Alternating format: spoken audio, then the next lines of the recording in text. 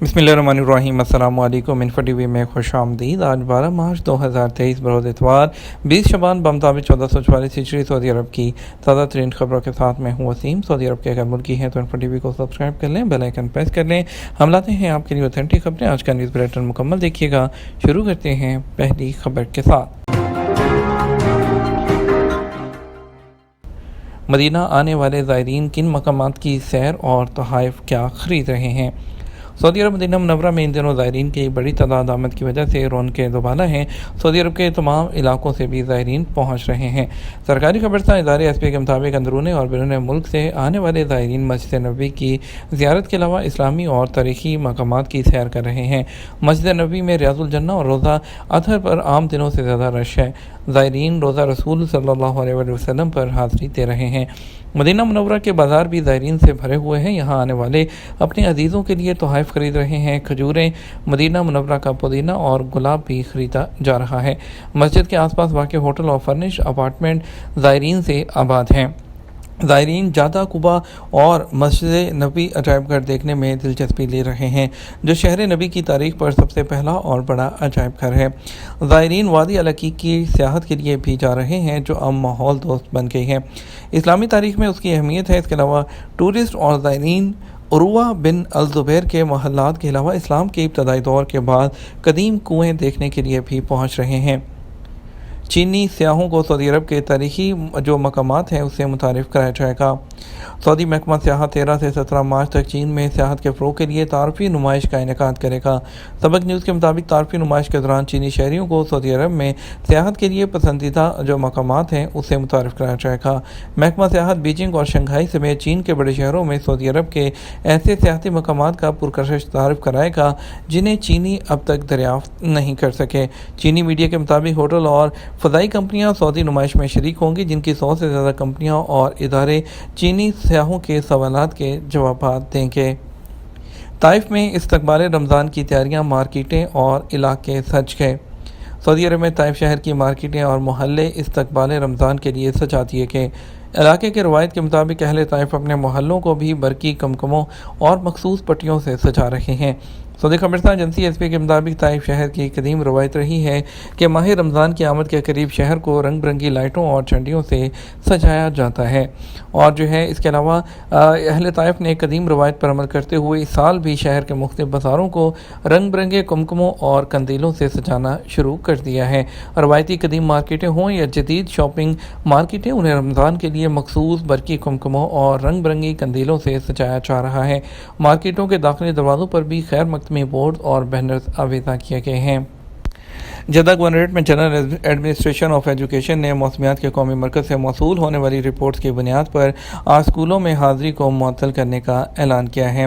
Jeddah رابق اور اس کے اسکولوں میں جو مدرسی پلیٹ فارم ہے اس کے ذریعے تعلیم کا سلسلہ وہ جاری رہے گا۔ البہا کے علاقے میں جنرل ایڈمنسٹریشن آف ایجوکیشن نے بھی جو اسٹڈی ہے آج اس کو معطل کرنے کا اعلان کیا ہے، اور تمام گورنریٹس میں انتظامیہ سے منسلک تمام اسکولوں اور دفاتر کے لیے مدرستی پلیٹ فارم کے ذریعے تعلیم کا سلسلہ جاری رہے گا۔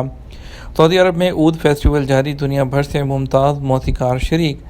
سعودی عرب میں عود فیسٹیول کا افتتاح کر دیا گیا۔ ریاض میں فیسٹیول میں گلوکاروں اور موسیقاروں نے شرکت کی۔ عود فیسٹیول وہ موسیقی کا سب سے بڑا عرب اجتماع ہے جو جنرل انٹرٹینمنٹ اتھارٹی نے میوزک اتھارٹی کے تعاون سے منعقد کیا ہے۔ یہ میلہ بلیورڈ ریاض شہر کے ایک میوزک ڈسٹرکٹ میں منعقد کیا گیا۔ اس میں ایک نمائش شامل تھی جس میں دنیا بھر سے نایاب عود جمع کیے گئے۔ عود گٹار نما آلہ موسیقی ہے جس میں 10 سے 13 تک اسٹرنگز لگی ہوتی ہیں۔ سعودی مارکیٹ میں تمام مصنوعات سور کے گوشت اور اجزاء سے پاک ہیں۔ سعودی فوڈ اینڈ ڈرگ اتھارٹی نے یقین دہانی کرائی ہے کہ سعودی عرب کی مارکیٹوں میں موجود تمام مصنوعات سور کے گوشت اور اجزاء سے پاک ہیں۔ عدل نیوز کے مطابق SFDA کے ٹویٹر پر دریافت کیا گیا کہ ریاض کی مارکیٹوں میں موجود گوشت اور پولٹری مصنوعات سور کے اجزاء سے خالی ہیں، خاص طور پر فاسٹ فوڈ اور ریسٹورنٹ میں فراہم کی جانے والی اشیاء خوردنوش، کیونکہ سنا تھا کہ پیپرونی میٹ کی تیاری میں بیف اور سور کے گوشت کا مکسچر استعمال ہوتا ہے۔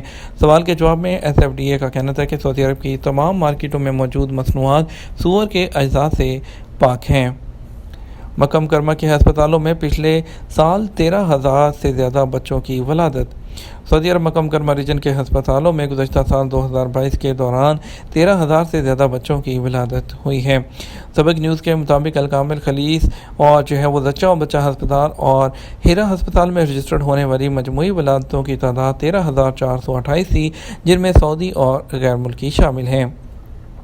الجوف ریجن میں زیتون کے 25 ملین درخت، 12,500 باغات۔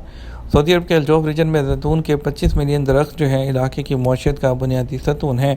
سرکاری خبررساں ایجنسی ایس پی کے مطابق الجوف ریجن میں گزشتہ سالوں کے دوران زیتون کے باغات کی افزائش کے لیے مسلسل محنت کی گئی ہے۔ الجوف کا علاقہ زیتون کی کاشت کے لیے یہاں کا معتدل موسم، زیر زمین آبی ذخائر اور زرخیز زمین نہایت موزوں ہیں۔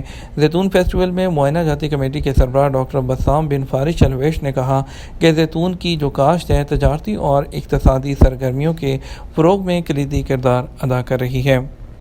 ایک ہفتے میں 17,092 غیر قانونی تارکین گرفتار کر لیے گئے۔ سعودی عرب میں گزشتہ ہفتے 17,092 غیر قانونی تارکین گرفتار ہوئے ہیں۔ سعودی پریس ایجنسی کے مطابق یہ گرفتاریاں 2 مارچ سے 8 مارچ 2023 کے درمیان ہوئی۔ غیر قانونی تارکین کے خلاف کام کرنے والی کمیٹی نے کہا کہ گل گرفتار ہونے والوں میں سے 9,875 اقامہ قوانین کی خلاف ورزی کر رہے تھے، 4,784 وہ سرحدی قوانین، جبکہ 2,433 لیبر قوانین کی خلاف ورزی کر رہے تھے۔ سرحد عبور کرنے کی کوشش میں وہ لوگ گرفتار ہوئے ہیں اور غیر قانونی تارکین کو سہولت فراہم کرنے پر بھی 17 افراد کو گرفتار کیا گیا ہے۔ سعودی گولڈ مارکیٹ میں ہفتے کو بھی سونے کے ریٹ میں اضافے کا رجحان۔ سعودی گولڈ مارکیٹ میں ہفتہ 11 مارچ کو کاروبار کے آغاز پر سونے کے ریٹ میں اضافہ دیکھا گیا۔ سعودی عرب میں سب سے زیادہ فروخت ہونے والے 21 کیرٹ 1 گرام سونے کی قیمت 197.06 ریال رہی، جو کہ اس سے پہلے 193.06 ریال میں دستیاب تھا۔ آج ویب سائٹ کے مطابق 24 کیرٹ 1 گرام سونا 225.22 ریال اور 22 کیرٹ 1 گرام سونا 206.45 ریال اور 18 کیرٹ 168.91 ریال میں فروخت ہوتا رہا۔ کفیل انتقال کر گیا، اقامہ نہیں بنا، تنازل کیسے ہوگا؟ سعودی محکمہ پاسپورٹ اینڈ امیگریشن جوازات، جو وزارت داخلہ کا ذیلی ادارہ ہے، قوانین کے مطابق غیر ملکیوں کے اقامے، خروج روزہ اور خروج نہائی کا ذمہ دار ہے۔ سائی خاص کے نئے ویزے پر آنے والے ایک شخص کی جانب سے جوازات سے سوال کیا گیا ہے کہ سعودی عرب آنے سے پہلے کفیل کا انتقال ہو گیا، جس کے باعث سعودی عرب پہنچنے پر اقامہ جاری نہیں کرایا جا سکا۔ تنازل لینے کے لیے کیا کارروائی ہوگی؟ کیا کفالت میں تبدیلی کے لیے اقامہ جاری کرانا ضروری ہوگا؟ سوال کا جواب دیتے ہوئے جوازات کا کہنا تھا کہ کیس میں متوفی کے ورثاء کی جانب سے مقرر کیے جانے والے نمائندے کے ذریعے جوازات کے دفتر سے رجوع کیا جائے، جہاں درخواست دینے پر معاملے کو حل کیا جائے گا۔ واضح رہے، سعودی عرب میں شرعی قوانین لاگو ہیں، جس کے مطابق متوفی سربراہ خانہ کے معاملات کو حل کرنے کے لیے ورثاء متفقہ طور پر اہل خانہ میں سے کسی ایک کو اپنا نمائندہ مقرر کرتے ہیں، جسے عربی میں الوکیل الشرعی کہا جاتا ہے۔